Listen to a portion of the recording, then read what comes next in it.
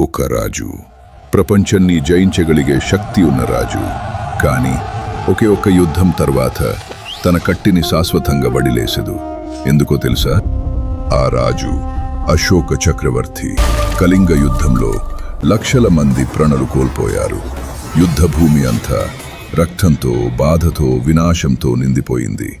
ఆ భయంకరమైన దృశ్యాలు చూసిన అశోకుడు చాలా కలట చెందాడు. అప్పుడే ఒక నిజం గ్రహించాడు.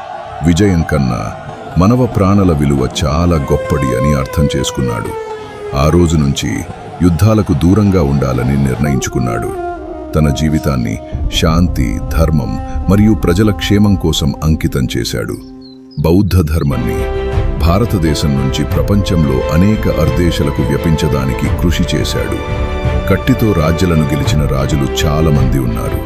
కానీ కరుణతో కోట్ల మంది హృదయాలను గెలిచిన రాజు మాత్రం అశోక చక్రవర్తి. ఇలాంటి అద్భుతమైన చరిత్ర కథల కోసం అన్టోల్డ్ లెజెండ్స్ ఇన్ఫోని ఫాలో చేయండి.